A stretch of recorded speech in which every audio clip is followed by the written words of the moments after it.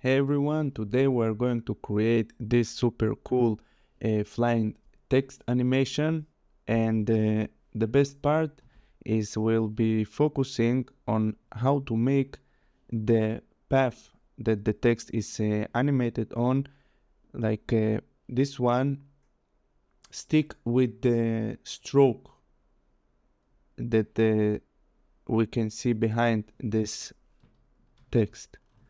So it will be a short tutorial, but very useful.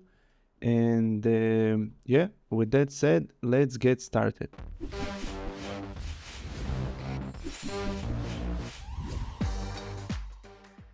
Before we're starting the tutorial, I wanted to mention that if you are into learning text animation in depth, I got this course called Text in Motion, which covers everything about text animations in After Effects.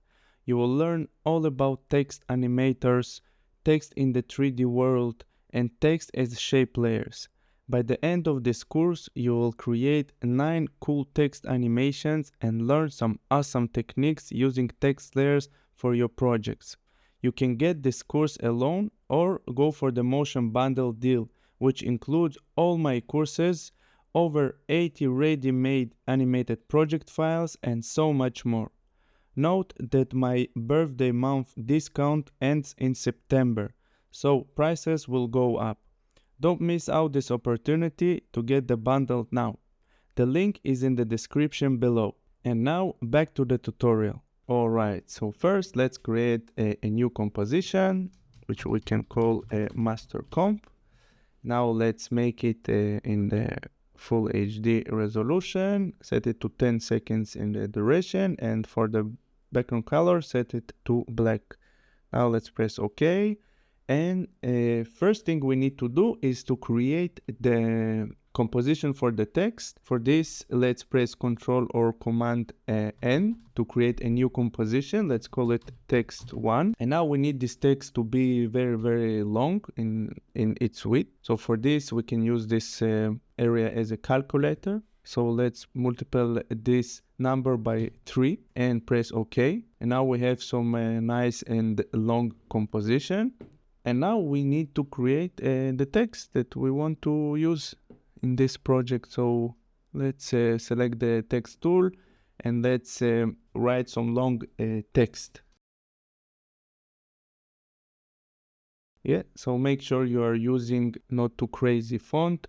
I'm using the Poppins font from Google, using the bold version, and set the size of the font, let's say somewhere around 100, and make sure the paragraph is aligned to the center. It will be much easier to adjust the text later on. And then we can align this text to the using the align tool to the center of the composition like this. Alright, and now let's start to create the path. So first let's select the text and then select the pen tool. Now let's activate the proportional grid, and while the text is selected, let's create the path for it. So the first point should be outside the composition. All right, make sure it's outside like this here. And the second point, hold shift and then click here to create the second point. Then let's create the second point, let's say here. Then another one, let's say here,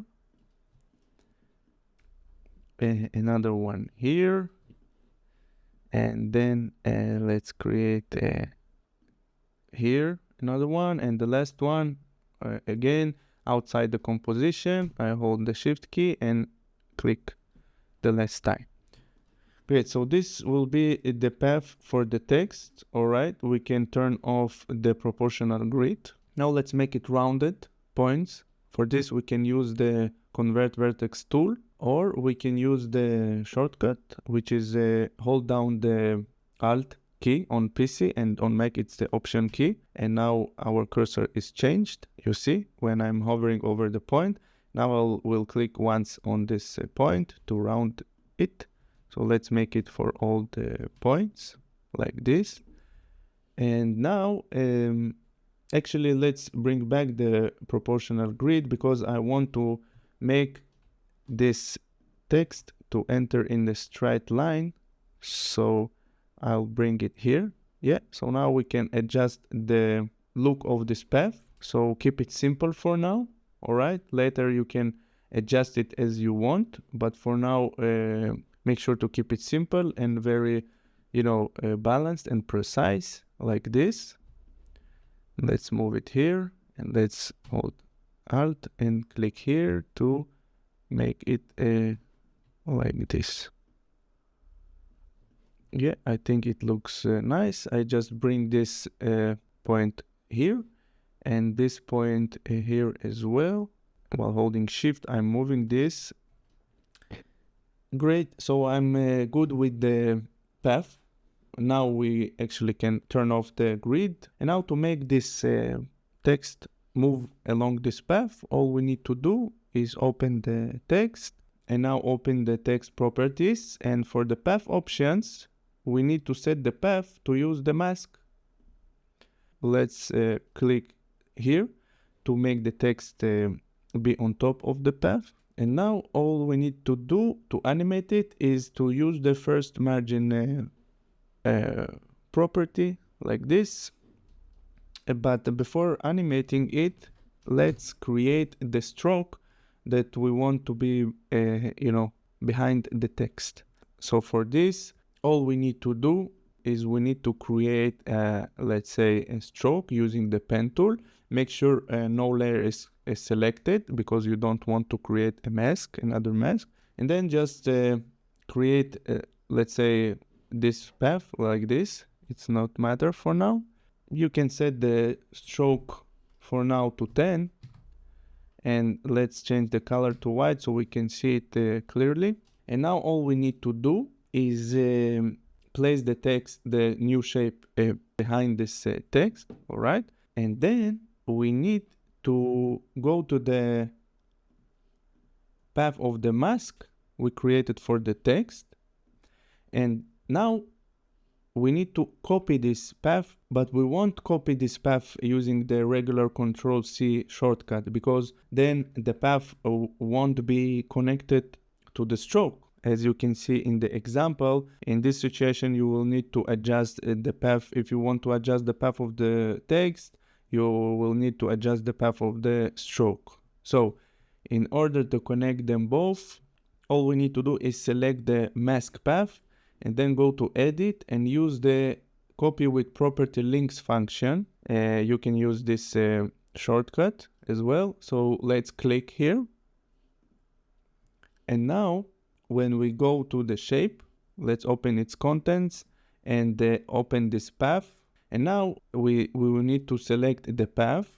All right, we must select it. And then when we click Control V or Command V to paste the path, this path will be, if I'll open it, you will see that this path has an expression on it. All right, and it's connected to this layer, which is called text along path animation, which is our, text layer. So what that means, it's now that we can select this shape layer and then, adjust the stroke. Let's set it to 200. And then let's change the color to gray. In a minute, I will show you how to adjust the color for the entire scene with one effect. All right, so don't worry about the colors. Now let's press OK. And that means that now when we select let's select the selection tool, that when we select the path of the text, you see the path of the stroke is automatically connected and we don't need to adjust it all the time. So I'll press Ctrl Z. And now we can animate this text along the path. So for this, as I told you earlier, we need to open the path options and animate the first margin. So make sure you're at the beginning of the animation of your timeline and now bring this value to the right. You can hold down the Shift key to move in bigger increments. And now let's say we want to start this text from here. I will change it to 4,500 just for no reason. Now let's create a new first keyframe, and then let's move to second 8 and bring it to the left. I'm holding the shift key again, and yeah, let's see where the text. Let's bring it here to minus 4,500. Great. And now we have a very cool animation where the text is moving along the path, and the best part is where the stroke is connected to this path. Now we can adjust the text and the path of the text as we want, but we will do it in a minute when we have another duplicate of this setup. So let's see how we can do it if we want to create another variation of the text. So for this, we need to select the text and the path, and of course use the shortcut Control or Command D to duplicate it. Now let's place it, let's say, above. And now let's select the new text layer, all right, and let's say bring this here. But as you can see, the shape of this text is not moving along with it. I'll press Ctrl Z. So for this, we need to make this process with copy with property links once again for these two new layers. So it's very easy to do. Just select the layer, press M, and then select the mask path. Go to Edit or use the shortcut to copy it with property links. And then just you can select this layer, right here, path, like this. And then press Ctrl V, and now it's connected to this layer. So let's check it. Great, that's awesome. Yeah, so let's adjust this layer, let's say like this. You can always use the proportional grid to use it so you can see what you are doing.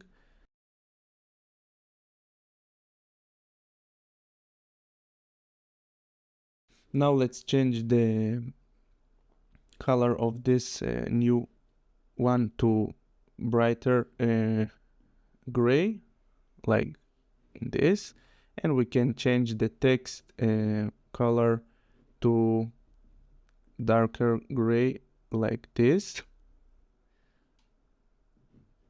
Now let's create another duplicate. All right, so let's duplicate these two layers one more time. Let's select them, press Ctrl D. Let's place them above this layer, and select this one, press M, go to mask path, and now let's use the shortcuts, which is Ctrl Alt C. And now let's go to this layer and search for the path, this one. Select the path, you must to select it, and then press Ctrl V. Now it's connected to this path. Let's check it. Yeah, great, it's connected very well. And now let's adjust the shape of this layer. All right, so you get the point, but in a minute I will show you some very important thing about this technique when you're adjusting the paths. Let me just make this path like this, and I want to change the text color to, let's say, brighter. All right, so because you are moved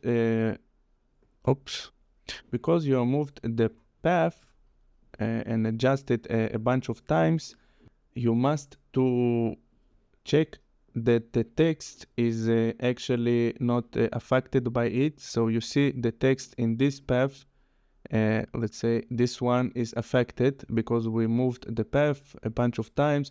So if you see this kind of small issue, all you need to do is press U on this layer and adjust the first keyframe of the first margin. So you need to move it here, and of course check it for the end of the animation. So I see here as well, I need to adjust it.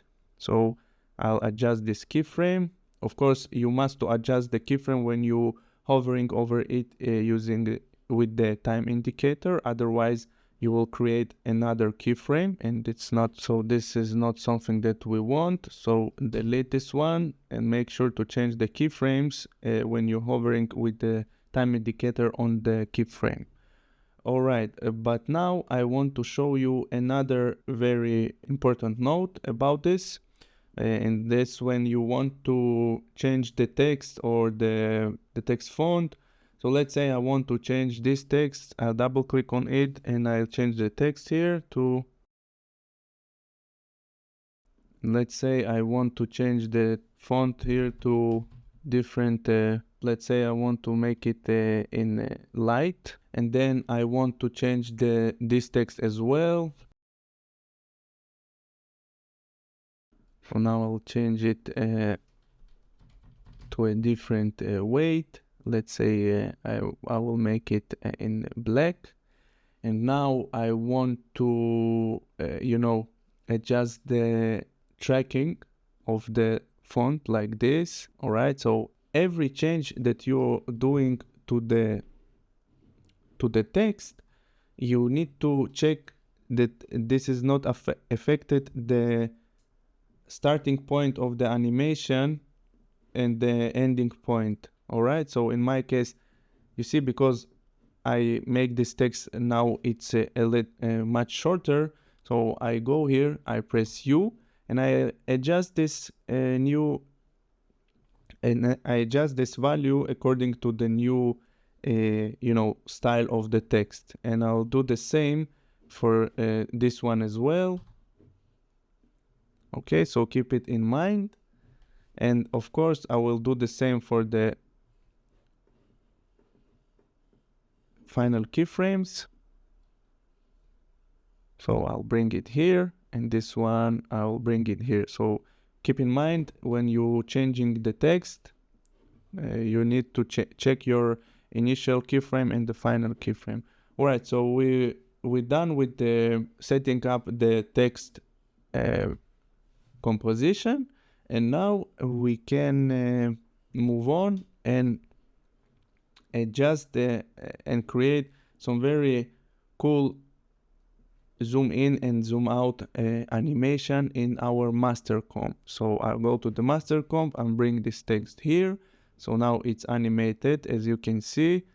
It's very big. So what I want to do right now to create the camera movement is I want to select this, press P, and bring this layer, you see, to this, to this side, you see. So as you can see, I need to adjust this text. So I'll go here.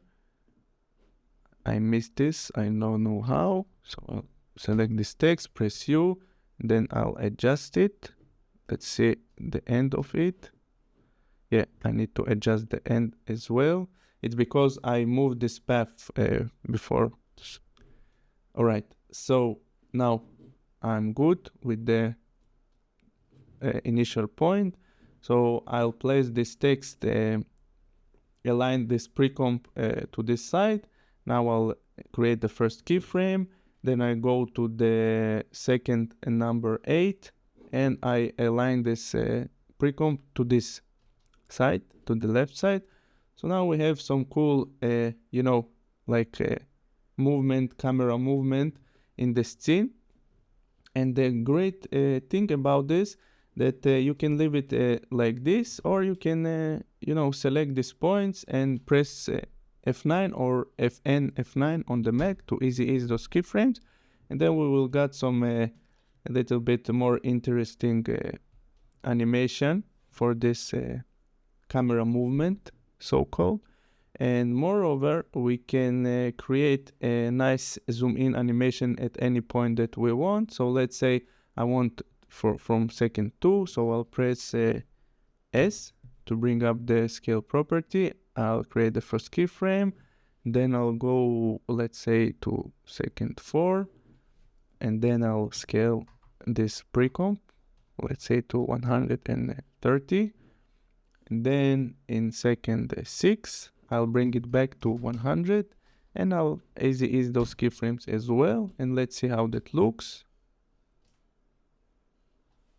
Yeah, that looks nice. Moreover, we can press U and adjust the keyframes and the scale animation to the position animation.